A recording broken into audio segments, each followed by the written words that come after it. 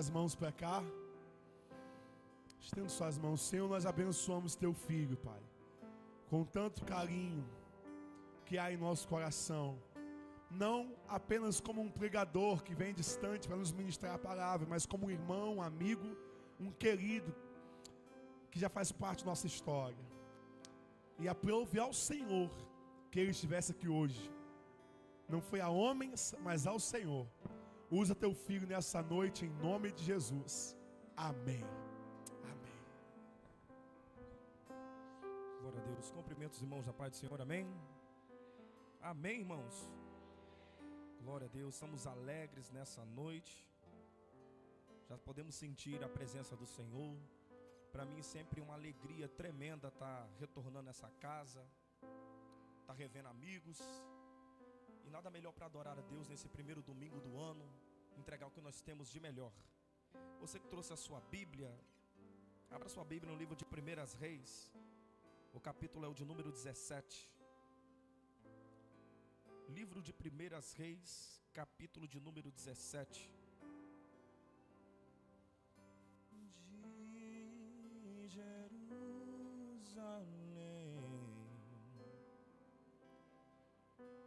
sou tua noiva apaixonada.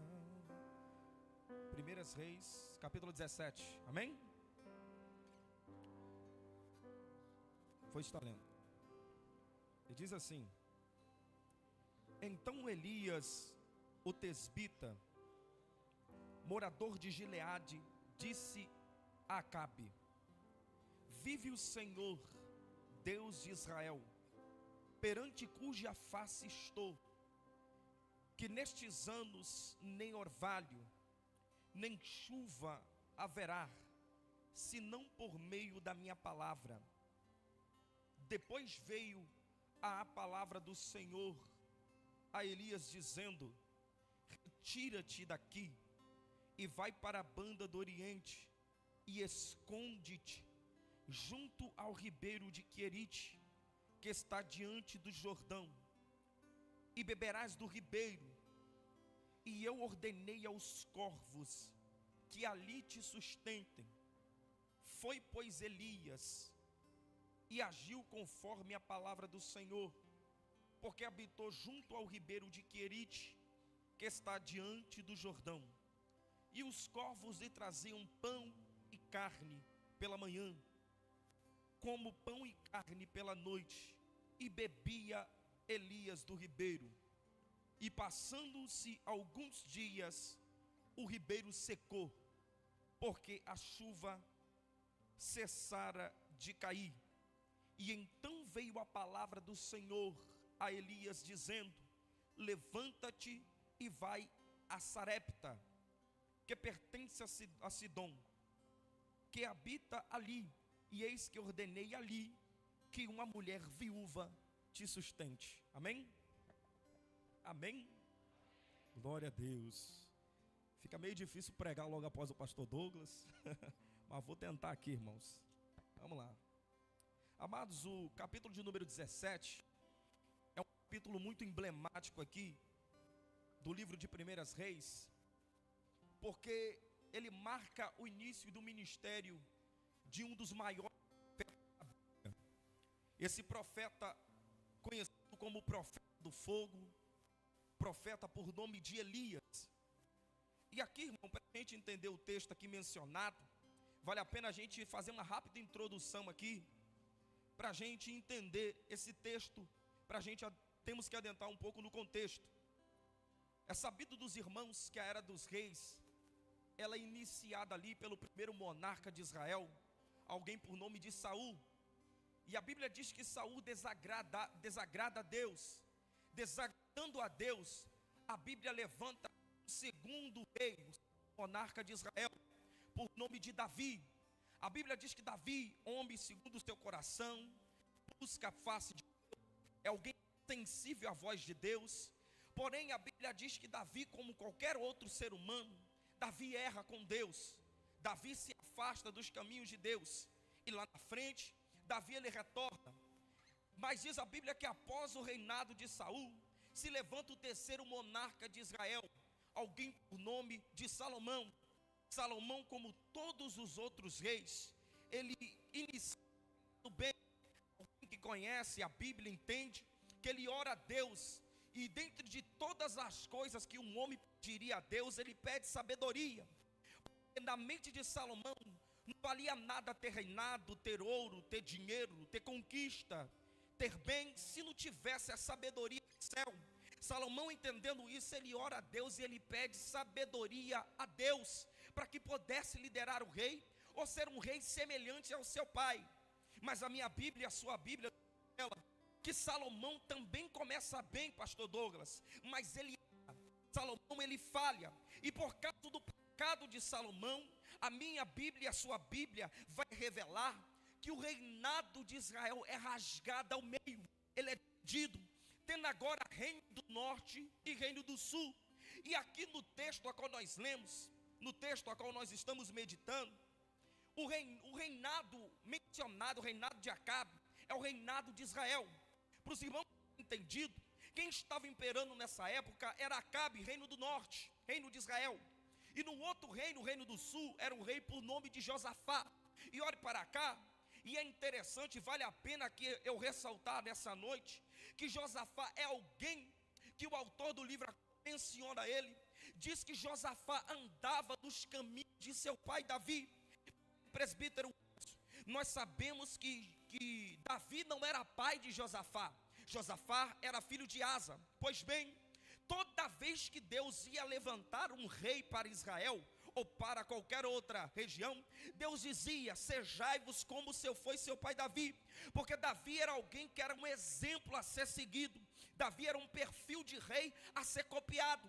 E diz a Bíblia que por Davi, por Josafá andar nos caminhos de Davi, Deus confia agora o reinado às suas mãos. Olhe para cá, é interessante, a palavra mão na Bíblia, ela tem um significado tremendo. Há um provérbio que diz: mãos que falam, porque toda vez que Deus olhar para as suas mãos, Deus quer contemplar as tuas obras. Deus olha para o coração para ver pureza. E quer ver? Eu vou te provar isso na palavra. Porque a Bíblia nos diz que quando o meu Senhor e Salvador Jesus Cristo, ele foi para a cruz do Calvário, ele foi ali chicoteado. Todo mundo conhece a história. Teve pregos de espinhos sobre as suas mãos e sobre os seus pés. Teve ali uma coroa sobre a sua cabeça de espinhos. Todo mundo conhece.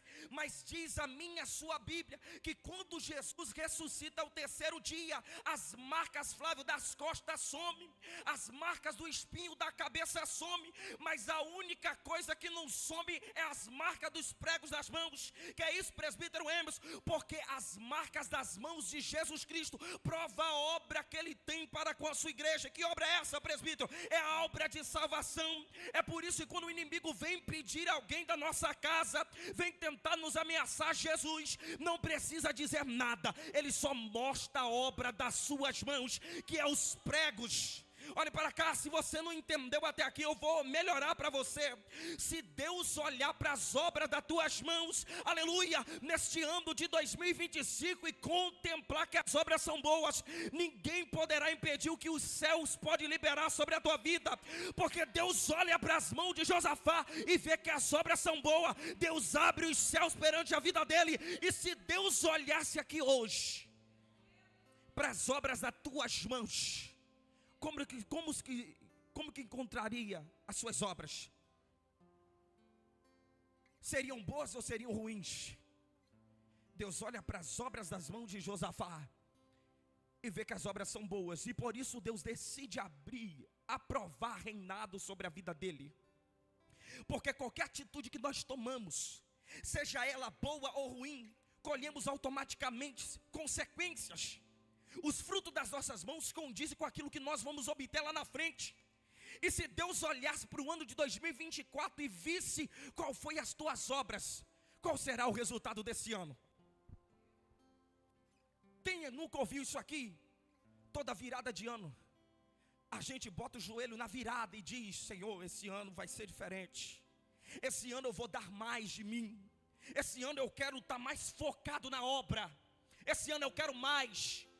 Só que a programação do ano passado não se torna realidade no ano seguinte. Mas para todo aquele que planta, há uma colheita. Vou repetir, para todo aquele que plantou o ano passado, há uma colheita neste ano sobre a tua vida. Deus vai estar provando chaves sobre a sua vida aqui. Ano de 2025, ano de colheita, Deus vai estar provando, aleluia, projetos, planos que estavam presos, porque Deus viu o que você plantou o ano passado. Porque muitos até olham, pastor, para nossa conquista imediata, mas esquece o que plantamos lá atrás. Porque nenhuma plantação de hoje ela nasce amanhã, Flávio. As plantações que você talvez está colhendo hoje, você plantou há 3 anos atrás, plantou há 4 anos atrás, e de repente, ano de 2025, você está colhendo. Mas quem está lá fora às vezes olha para você e diz: como? Conquistou tão rápido, tem tanta coisa, porque não sabe o que você plantou lá atrás. Não sabe o quão motivado você estava na obra. Não sabe o quão você estava se entregando nos projetos. Tem coisa grande chegando aí.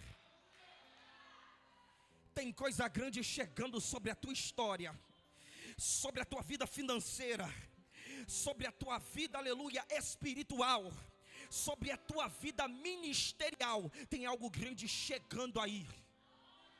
Entendendo Josafá isso, a Bíblia diz que ele prefere seguir o perfil do rei. Sempre é assim, irmãos. A opção cabe a mim. Deus, ele abençoa, mas quem decide fazer a obra ou não é eu.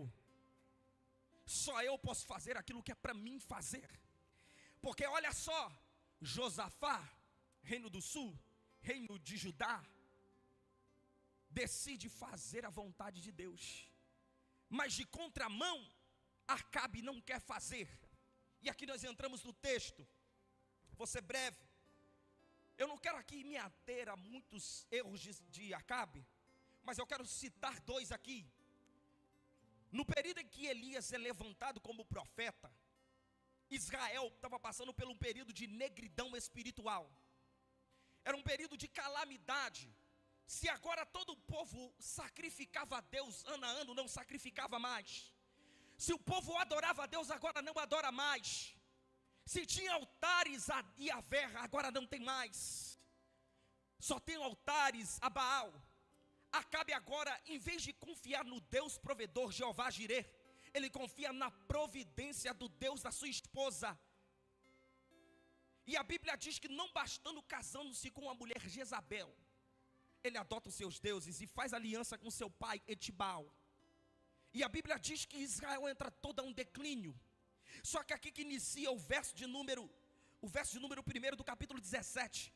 E vendo Deus isso, Deus decide levantar um profeta, pastor. E aqui que me mexe comigo, chama minha atenção, sabe por quê? Porque Deus não decide levantar profeta em dias de bonança. É muito fácil ser profeta quando tudo está andando conforme a gente quer. É muito fácil ser profeta quando tudo acontece do meu agrado, da minha vontade.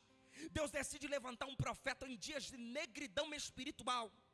E a Bíblia diz que Deus levanta Elias. E olha só o que é interessante.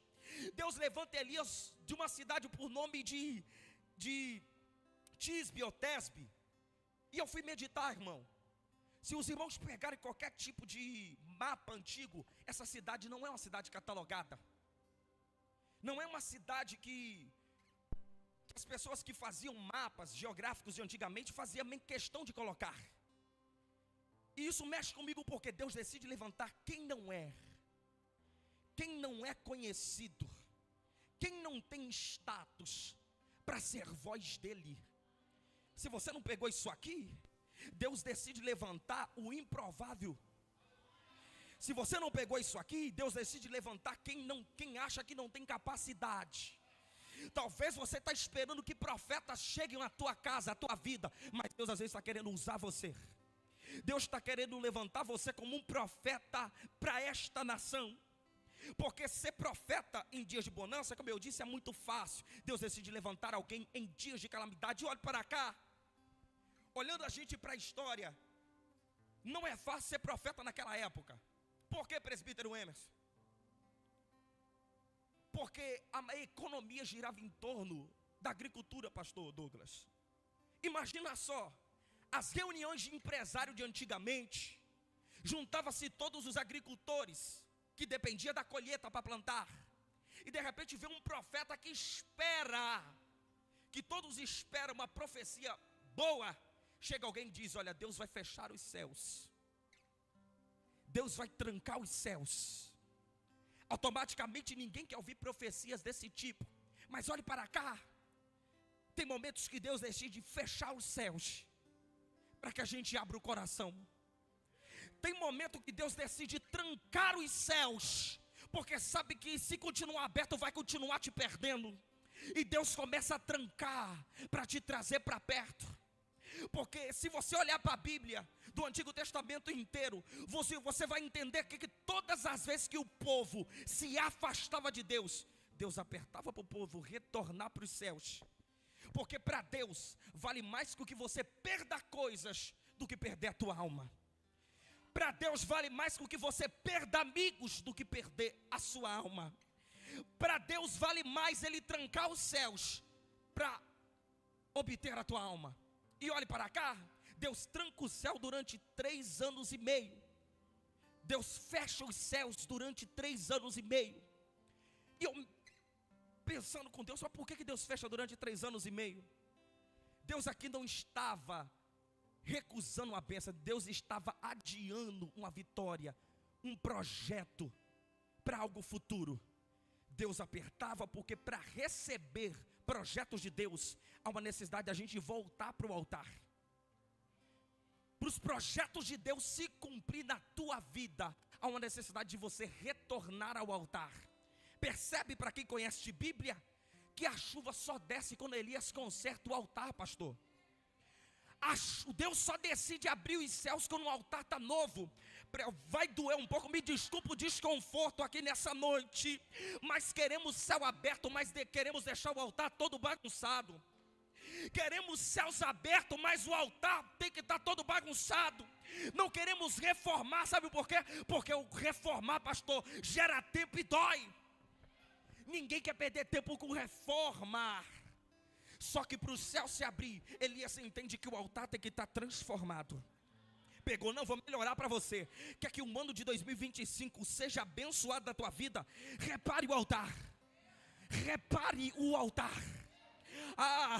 Deus, Ele deu um tempo determinado de 3 anos e meio. Olha para cá, tem tempo de começar, pastor Douglas, mas também tem tempo para acabar. Tem tempo para fechar, mas tem tempo para o céu abrir. Nenhuma porta fica fechada para toda a vida, porque quando Deus fecha uma porta tem algum propósito.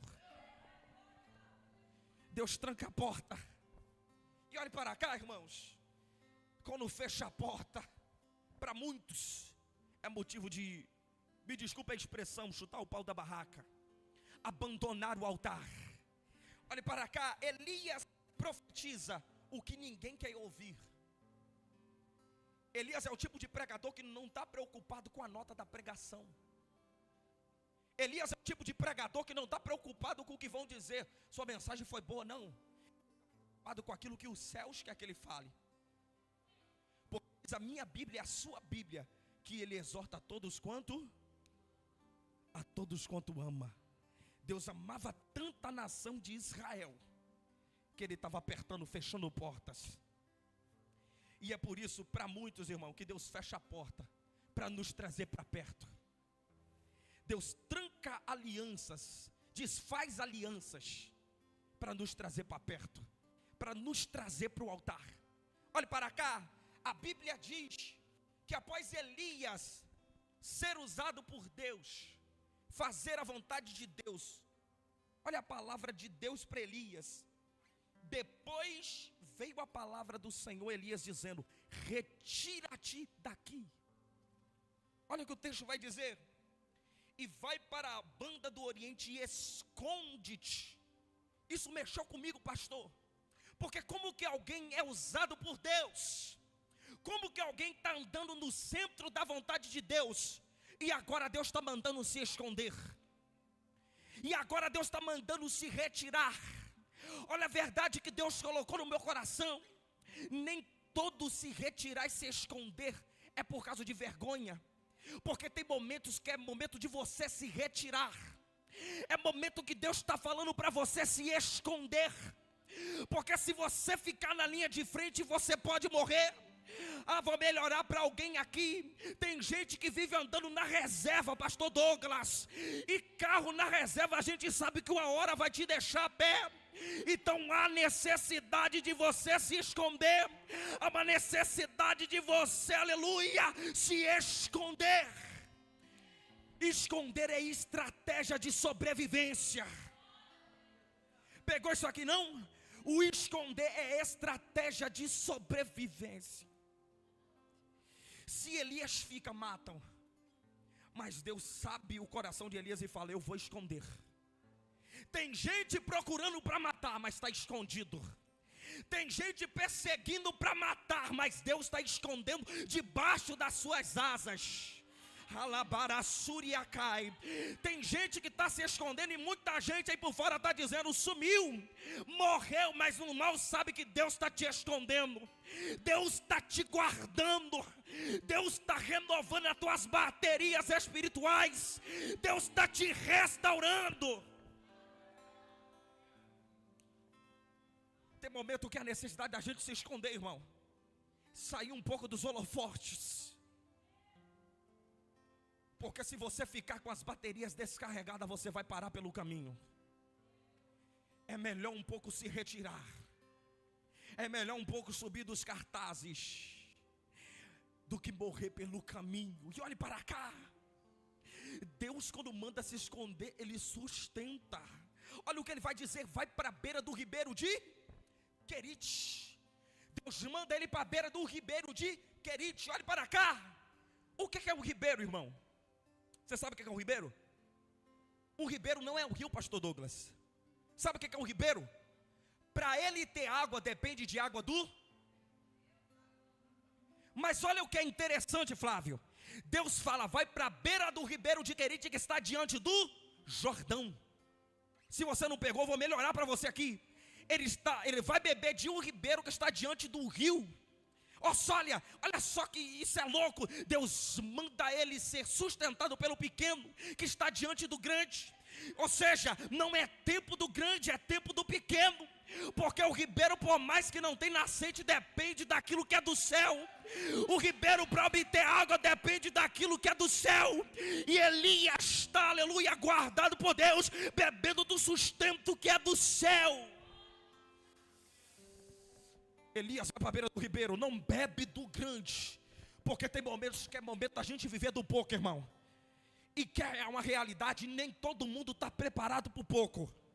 Nem todo mundo está preparado para o pouco. É quando você quer ir avante, Deus diz: não, é momento do pouco. Mas Senhor, quem sabe Elias disse: estou diante do Jordão, posso beber da nascente? Não, bebe do ribeiro. Porque para o ribeiro ter água, dependeu da chuva do alto. E olhe para cá que interessante. Deus manda ele beber do ribeiro de Querite. E essa palavra eu fui pesquisar. A palavra Querite é uma palavra de origem hebraica. E ela significa poda ou corte. Ou cortar. Trazer para o esquadro. E o Espírito Santo ministrou isso no meu coração de uma maneira linda, irmãos. Que o lugar de Querite, pastor Douglas, não é lugar da vergonha, é lugar de entrar para o corte. E a gente só corta aquilo que é para entrar para a medida certa. Pegou isso aqui não? Deus manda para o Querite, para o lugar do corte, para ser cortado e trazer para a medida. Olhe para cá. Eu sou pedreiro, irmão, eu trabalho com obra. E se você comprar uma porta, você sabia que automaticamente ela não dá exatamente no lugar? Se você comprar uma porta, para ela adentrar no lugar, às vezes é necessidade de você passar a planadeira nela. Para quê? Para ela entrar no caixonete. Alguém já está entendendo isso aqui? Deus manda para o Querite para cortar Elias, para trazer Elias para o esquadro. Porque para entrar para o projeto de Deus, às vezes tem que passar pela fase do corte, do esquadro. Deus fala: Elias, o que eu tenho para você é grande, mas vai para o lugar do corte. Porque eu preciso cortar você para entrar no esquadro. Olhe para cá. Está todo mundo no deserto, lá no Êxodo. Diz a Bíblia que Deus fala com Moisés. Moisés chama um homem chamado Belial. e fala para ele que eu quero construir uma arca. Olhe para cá. E a arca, para ser construída, tem um tipo de madeira específica, meu amigo Flávio. Uma madeira por nome de madeira de acácia. E olhe para cá, a madeira de acácia, irmão, se você pesquisar sobre a madeira, é uma madeira que ela é imprópria para construção, aleluia, para marcenaria. Por que, presbítero? Porque é uma madeira toda torta, uma madeira cheia de espinhos, uma madeira, aleluia, que abastado os seus espinhos de ser torta, ela é cheia de nós, é imprópria para fazer um trabalho. E eu imagino Belial olhando para Moisés, dizendo: Moisés, Deus escolheu essa madeira, tem um cedro do Líbano para a gente fazer a arca, afinal de contas é a arca, por que não escolheu uma madeira melhor? E olha que o Espírito Santo ministrou no meu coração. A madeira de acácia, ela pode até ser torta, irmão, ela pode até ter espinhos, pastor Douglas, ela pode ser cheia de nós, mas ela tem uma qualidade. Qual, presbítero? É a única madeira encontrada que pode ser revestida com ouro. Pegou isso aqui não? É a única madeira apropriada para ser revestida com ouro. Vou melhorar para alguém aqui. Diz a Bíblia que a arca de Deus do Novo Testamento é uma arca, é uma madeira também, meu amigo, cheia de nós, cheia de espinhos e toda torta. E quem é a madeira, presbítero? Isso é você e eu. Você foi alguém que estava lá atrás, cheio de espinhos, cheio de nó, impróprio para muita gente aí. Muita gente olhava para você e dizia: aleluia, madeira torta, não tem jeito. Mas os céus olhou para você e disse: eu vou te revestir de ouro, e ali vou habitar sobre ti a minha presença. Porque, irmão, para entrar nos parâmetros da palavra, temos que passar para a fase do corte. E o corte, irmão, é doloroso, porque ele corta muitas coisas da nossa vida. Perdemos muita coisa, perdemos principalmente amizades. Porque Elias, no ribeiro de Querite, ele não tinha nem amigos. Quem visitava ele eram os corvos. Mas olha só que interessante, ribeiro não é lugar de morte, ribeiro é lugar de vida. E olhe para cá, Deus sustenta, porque toda manhã os corvos voavam, trazia pão e carne para Elias. Para muitos estava morto, mas Deus estava sustentando no ribeiro. Para muitos já tinha acabado, porque procuraram ele, mas estava sendo sustentado por Deus. Escute isso aqui, para mim encerrar. A Bíblia diz que até o dia que o ribeiro secou, o ribeiro secou. Tem dia que o ribeiro seca. E aí? Olha o que a palavra vai dizer, irmãos. E veio a palavra de Deus a Elias dizendo: Elias, levanta-te daqui e vai para Serepta. Para onde? Serepta. E ali eu já ordenei uma viúva que te sustente. Olhe para cá, para me encerrar. A palavra Serepta significa forja do ouro, no hebraico original. Eu me pego alguém que está saindo do corte e agora está indo para o fogo. Por quê? Porque todo ouriço, irmão, para tratar do ouro, ele pega uma pedra bruta. Talvez se você aqui pegasse achasse uma pedra de ouro, você jogaria fora, porque ela vem cheia de sujeira, toda ruim. Só que para revelar onde está o ouro, é necessário passar pelo fogo. Deus tira do corte e agora manda para o fogo para refinar. Vai para Serepta, Elias, que ali já ordenei uma viúva que te sustente. Olhe para cá. Só que quando Elias chega em Serepta, o cenário é diferente. Por quê? Elias se depara com alguém que está alguém que está apanhando gravetos. E o diálogo é: Elias olha para a mulher e diz: mulher, dá-me um bocado de pão, dá-me um copo de água. Primeiro ele pede água. E eu fui meditar e eu perguntei: Senhor, por que primeiro ele pede água? E ela sai e ela vai buscar água. Mas quando Elias descobre que tem água, ele olha para ela e diz: mulher, me traga um punhado de pão para que eu possa comer. E olha a palavra da mulher, Flávio: Elias, se eu tivesse até te daria, mas o que eu tenho aqui só dá para que eu coma e meus filhos. e vamos comer e vamos Observa que quem dá ponto final dentro da casa dela não é Elias, é ela mesma.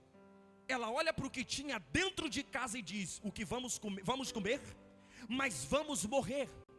O que tenho só tem para mim e para o meu filho. E olha o que o profeta vai olhar para uma casa que está passando por crises. Olha o que o profeta vai dizer para uma casa que já acabaram os recursos. O profeta vai olhar para uma mulher que não tinha nada dentro de casa e vai dizer: mulher, se tu primeiro fazer para mim, olhe para cá, isso aqui é forte. Se tu primeiro fazer para mim, o azeite da botija não vai cessar, a farinha da panela não vai acabar. Ah, não pegou isso aqui não? Primeiro ela olha para dentro da casa e diz: o que eu tenho é para mim e para meus filhos. Mas o profeta está dizendo: se nesse ano de 2025 você mudar o teu grau de prioridades ai meu Deus, e primeiro priorizar a mim, eu garanto que no ano de 2025 a farinha da panela não vai cessar, e nem o azeite da botija. Ele garante. Primeiro para mim, e ele garante. E eu quero fazer uma pergunta para você: aonde está o teu grau de prioridades? Primeiro é Deus ou primeiro é a tua casa? Primeiro é Deus ou primeiro é teu marido? Primeiro é Deus ou primeiro são tuas amizades? Primeiro é Deus ou primeiro é tua esposa ou teu marido? Se tu primeiro fizer para mim, Elias, como Deus, como representativo de Deus, estava dizendo: eu garanto que da tua casa não vai faltar. Ah, presbítero, isso é fácil para quem está trabalhando, é? Relembra comigo aqui, o período que ela estava passando era período de quê? De crise. Não tinha chuva, não tinha colheita. Se não tem colheita, não tem pão. Olha só que interessante, pastor Douglas. Na casa de quem prioriza a Deus, não tem nada a ver com as crises externas. Todo mundo está passando por crise, mas a casa de quem priorizou Deus tinha pão. Na casa de quem priorizava Deus tinha azeite na botija. Nunca faltava. Ah, meu Deus do céu, não é porque todo mundo passa por crise que você vai passar, porque quem prioriza a Deus, o altar se encarrega de priorizar você também, porque os céus e o altar não devem nada a ninguém. Os céus e o altar não devem nada a ninguém.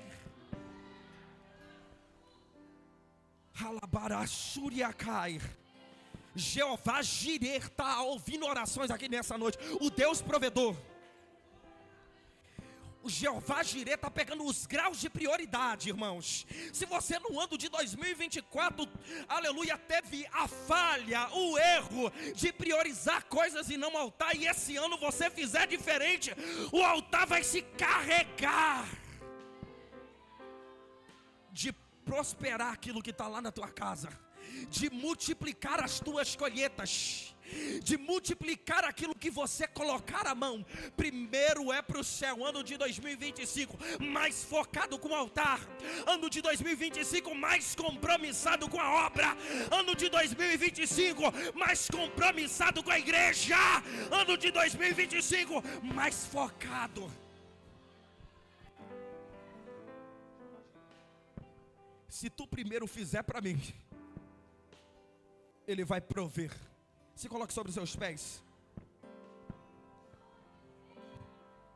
Aleluia.